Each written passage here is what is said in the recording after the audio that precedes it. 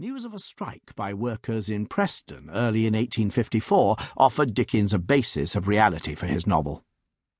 Dickens was no socialist and mistrusted the early trade union movement, known as combinations. In his eyes, like the utilitarian educators, they stopped the workers thinking for themselves.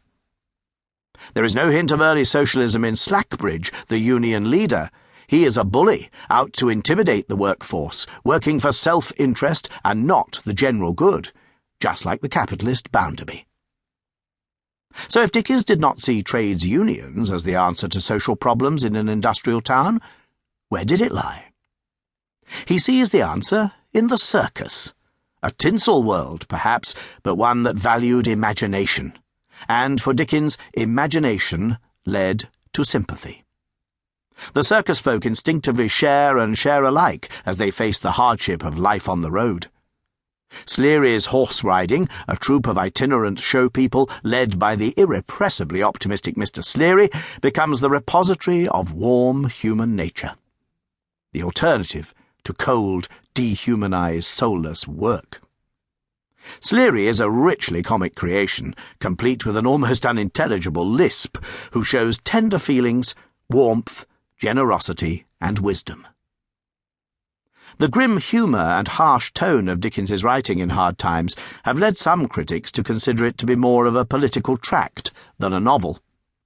However, Dickens's politics were for the most part dictated by his sentimentality and sense of romance rather than sound principles.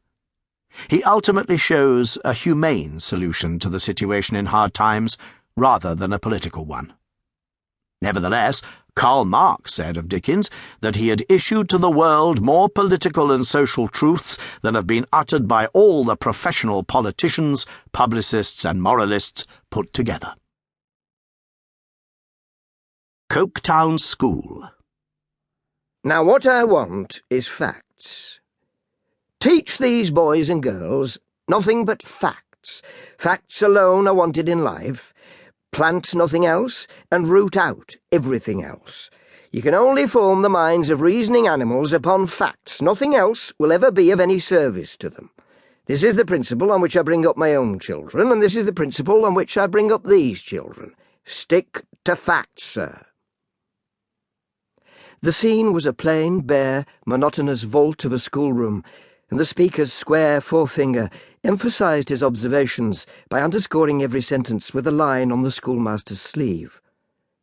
The emphasis was helped by the speaker's square wall of a forehead, which had his eyebrows for its base, while his eyes found commodious cellarage in two dark caves overshadowed by the wall. The emphasis was helped by the speaker's mouth, which was wide, thin, and hard set. The emphasis was helped by the speaker's voice, which was inflexible, dry, and dictatorial.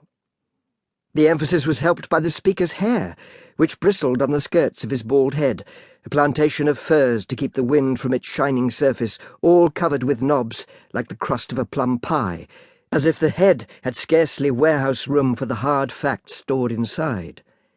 The speaker's obstinate carriage, square coat, square legs, square shoulders, nay, his very neckcloth, trained to take him by the throat with an unaccommodating grasp, like a stubborn fact as it was, all helped the emphasis. In this life we want nothing but facts, sir.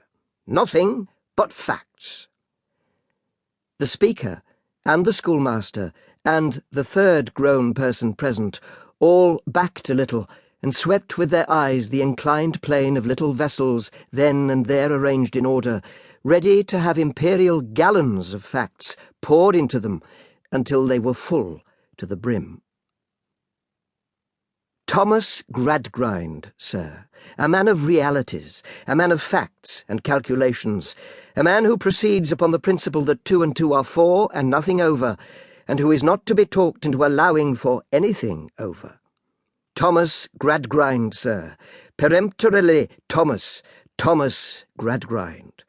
With a rule and a pair of scales, and the multiplication table always in his pocket, sir, ready to weigh and measure any parcel of human nature, and tell you exactly what it comes to.